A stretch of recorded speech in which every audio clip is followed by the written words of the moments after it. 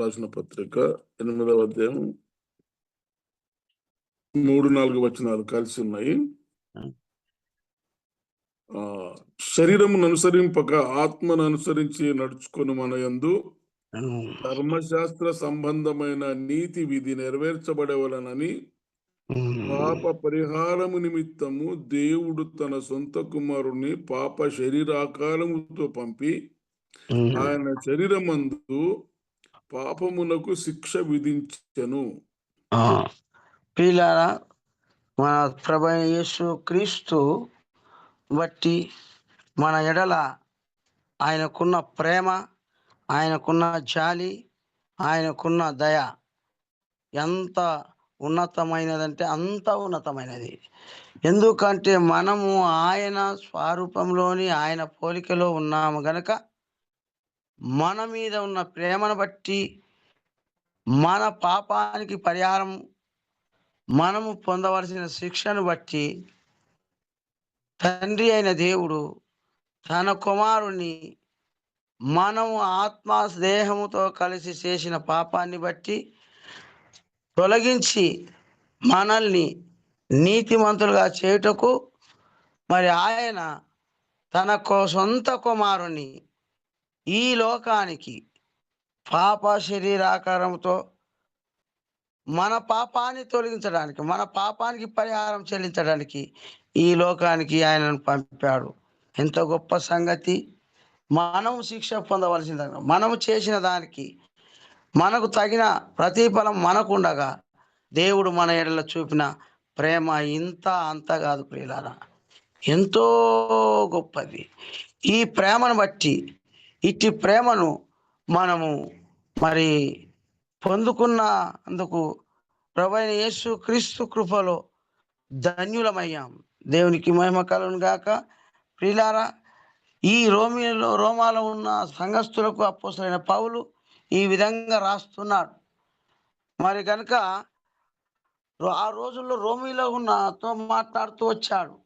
ఈ రోజుల్లో ఈ ఉదయాన్న పెందలకాడనే పరిశుద్ధాత్ముడు నీతోనూ నాతోనూ మన అందరితోనూ మాట్లాడుతూ వస్తున్నాడు.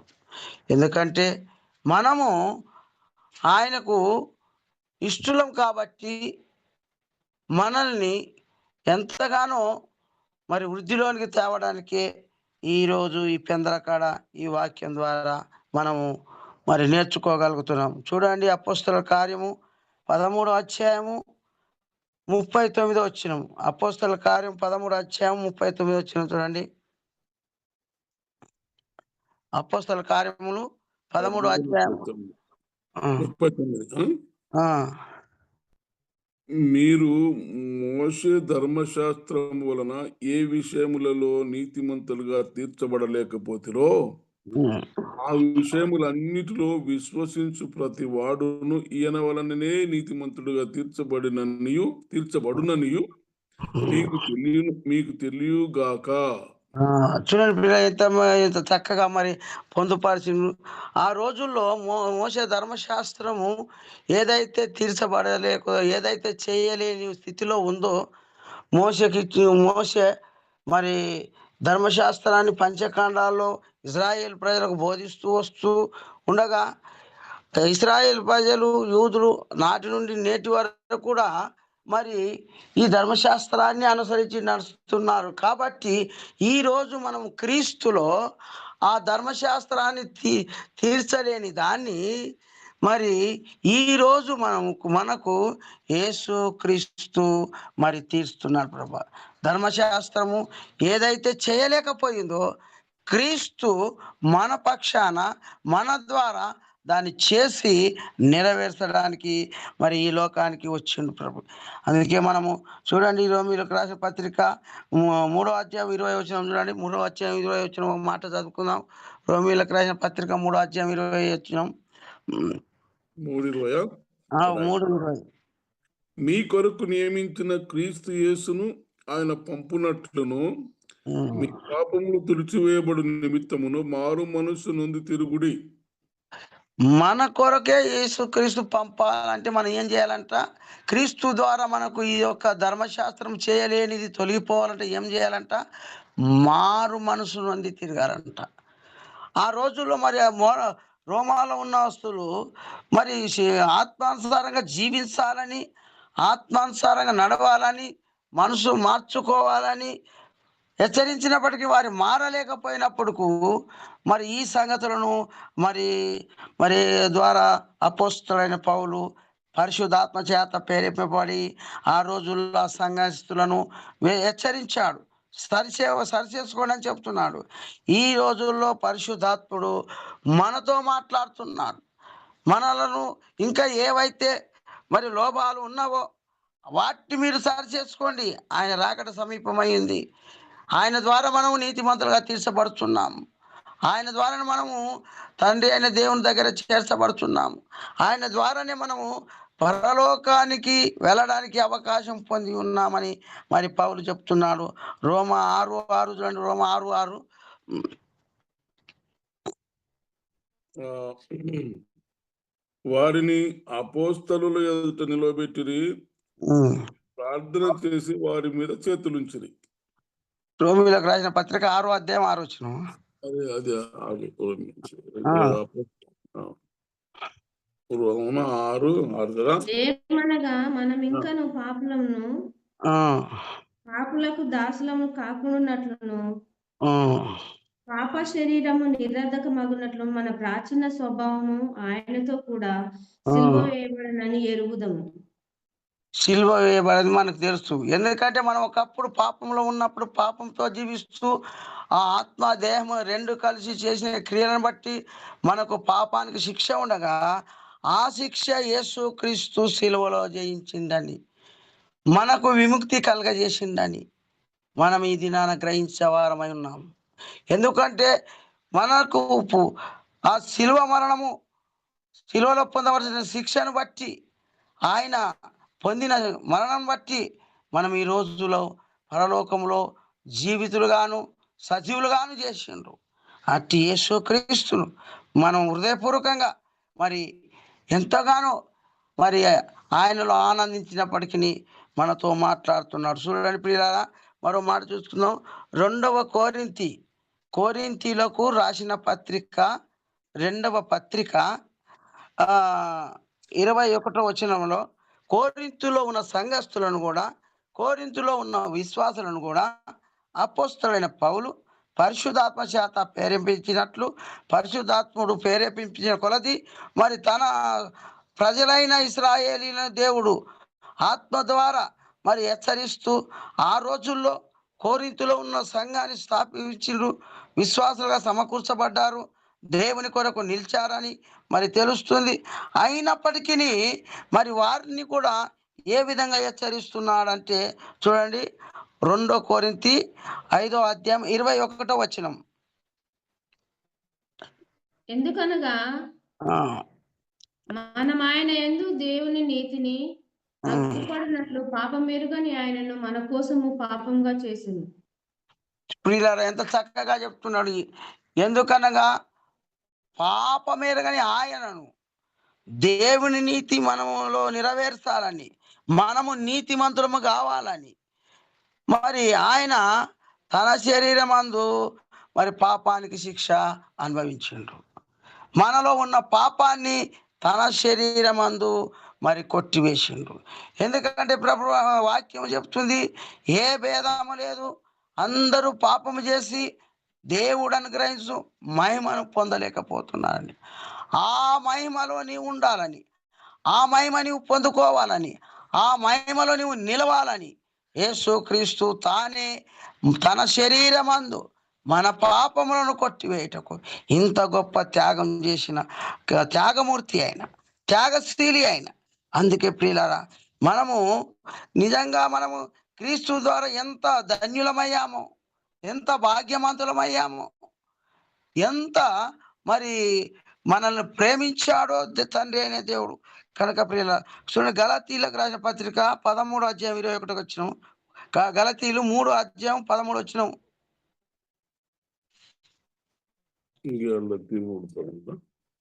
గలాతీ 3:3:13. 3:13. ఆ, ఓకే. 13 ఎంత ఉందో? ఓకే.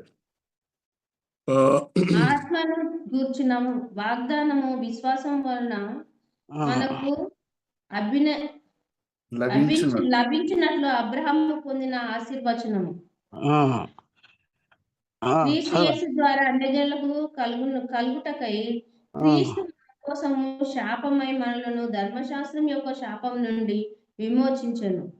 ఇందులో ధర్మశాస్త్రం ఏదైతే శాపం ఉందో ఆ ధర్మశాస్త్రం నుండి శాపం నుండి మనల్ని విమోచన. ఎందుకంటే అబ్రాహాము ఏ వాగ్దానము పొందిండో ఆ రోజుల్లో, ఈ రోజుల్లో మనము ఒకప్పుడు అన్యాజనులుగా ఉండి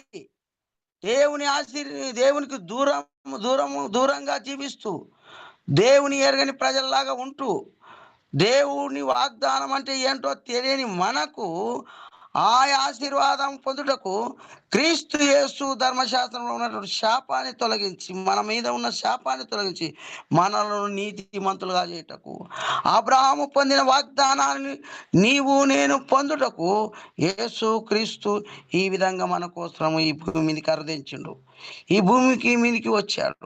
చూడండి, అదే అధ్యాయం 21 వచ్చిన చూడండి, 21 వచ్చిన చూడండి.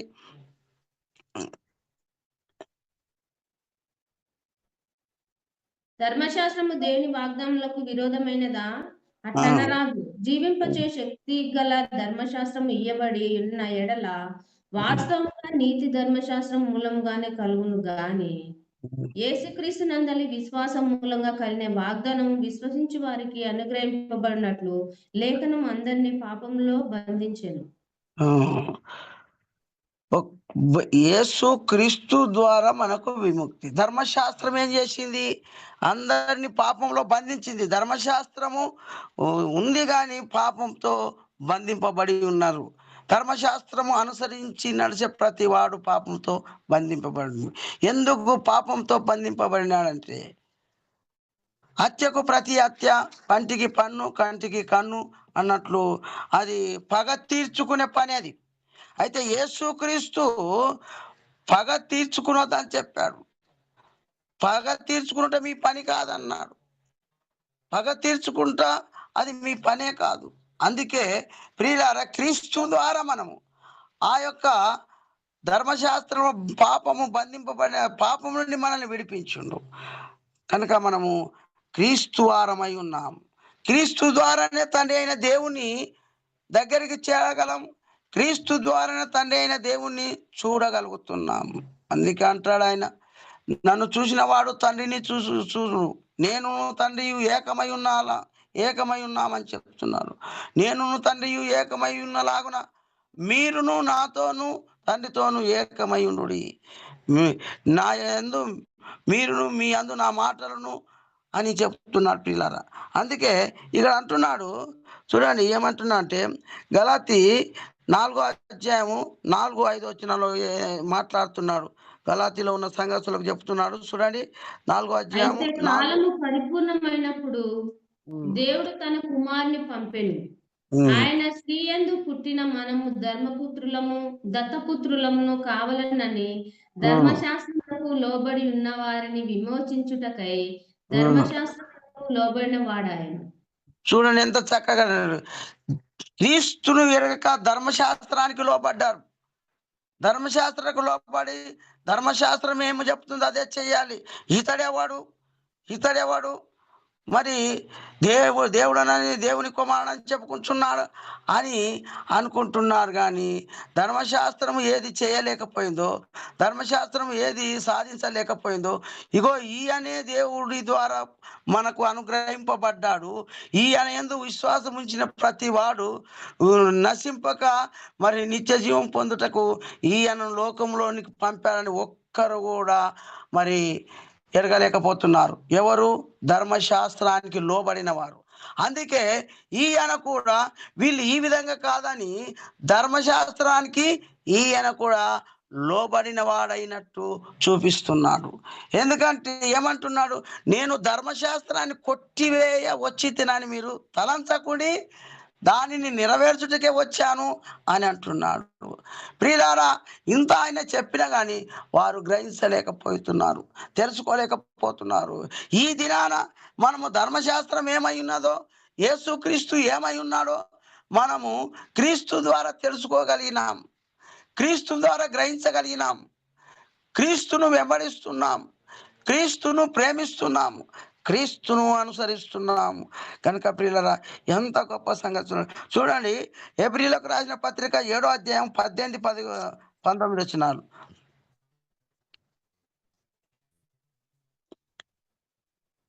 హెబ్రీయులకు రాసిన పత్రిక దేవునికి సంపూర్ణమైన సిద్ధ కలుగజేయలేదు గనుక ముందియబడిన ఆజ్ఞ బలహీనమైనందున నిష్ప్రయోజనము మైనందున అది నివారణ చేయబడి ఉన్నది.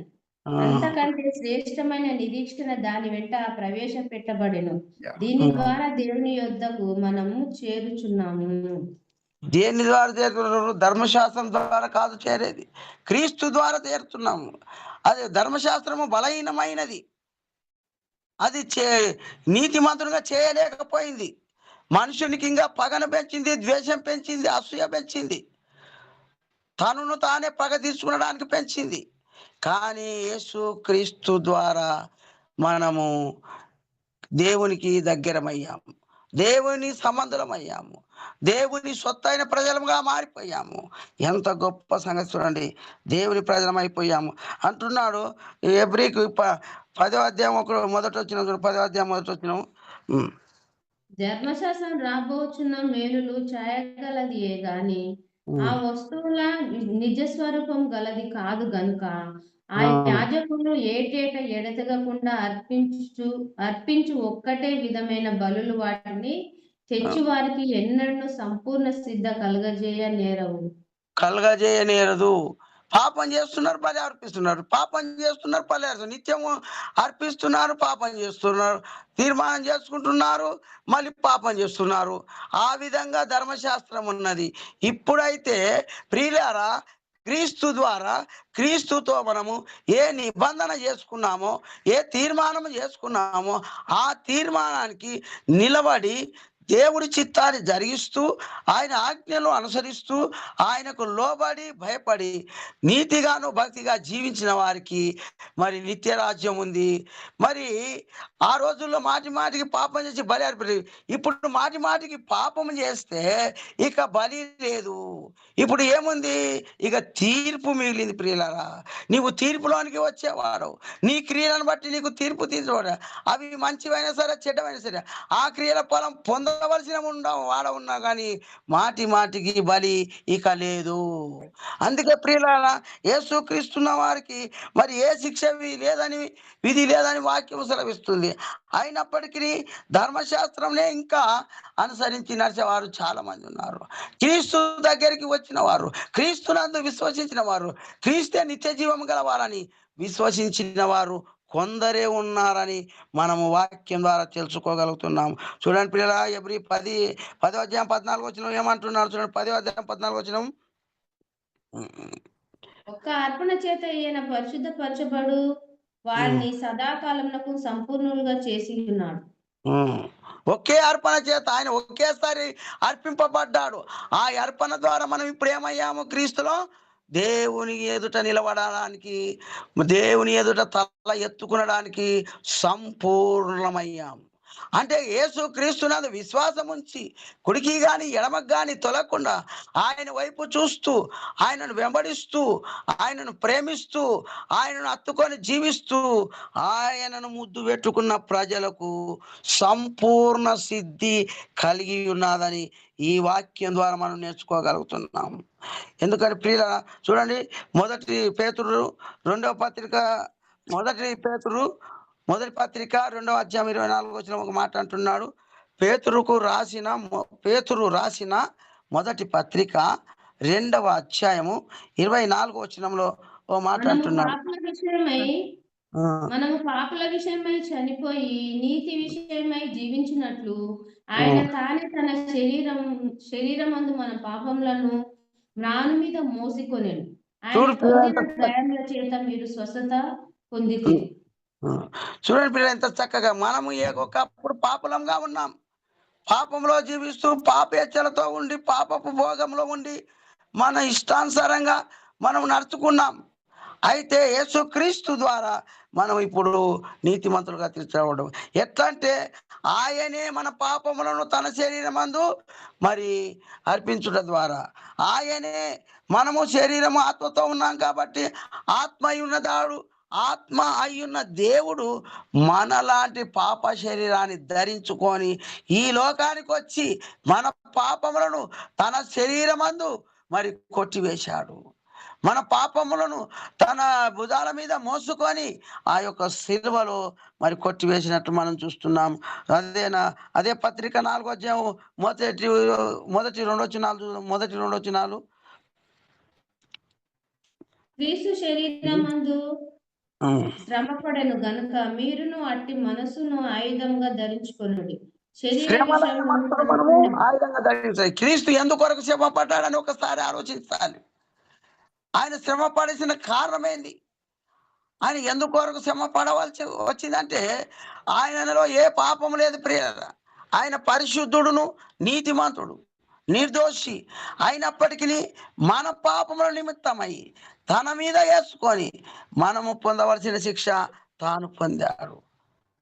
ఇంకా అర్థం అయ్యేటట్టు బోధించాలంటే ప్రియులారా, మరి ఒక కుమారుడు మరి పాపం చేసి ప్రజల్లో పట్టుబడినప్పుడు తండ్రి ఎక్కడో ఉంచే ఎవరో వెళ్ళి చెప్పారు, అయ్యా నీవు ఇక్కడ ఉన్నావు, అక్కడ నీ కుమారుడిని కొట్టి చంపుతున్నారు ఏంటయ్యా. తండ్రి పరిగెత్తుకొని వచ్చి, అయ్యలారా వాడిని ఏమి చేయకండి, ఏదైనా చేయాలంటే నన్ను చేయండి, వాడిని ఏమి చేయకండి, వాడిని వదలండి అయ్యా, మీరు ఏం కావాలని నేను ఇస్తాను, ఎంత కావాలో ఏ జునుమానేస్తారో ఏ దండగా వేస్తారో నేను చెల్లిస్తాను, వాడు నా బిడ్డ అయ్యా, వాడిని ఏం చేయకండి, వాడిని ఏం చేసి నేను తట్టుకోలేని మరి ఎలాగో తండ్రి గుండెలు బాదుకొని పెద్ద మనుషుల ముందర మరి వినయముతో వేడినట్లు ప్రభువైన యేసుక్రీస్తు పరలోకాన్ని విడిచిపెట్టి పరిశుద్ధుడై ఉండి నీ కొరకు నా కొరకు ఆయన ఎన్ని శ్రమలు అనుభవిస్తున్నాడు, ఎన్ని దెబ్బలు తిన్నాడు, ఎంత అవమానాన్ని భరిస్తున్నాడో. తండ్రి ప్రేమను మనకు కనపరిచిన మన దేవుడు ఆత్మీయ తండ్రి, ఆత్మల కాపరి ఆయన. అందుకే ప్రియులారా మీరు గ్రహించవలసిందిగా మరి మనం చేస్తున్నాను. చూడండి రోమా 8వ అధ్యాయం 32వ వచనం చూడండి. ఓ మాట రోమా 8వ అధ్యాయం 32వ వచనం.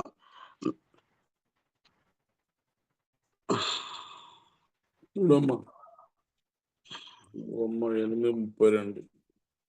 తన సొంత కుమారుని అనుగ్రహించుటకును వెనుక తీయక మన అందరి కొరకు ఆయనను అప్పగించిన వాడు ఆయనతో పాటు సమస్తమును మనకు ఎందుకు అనుగ్రహించాను.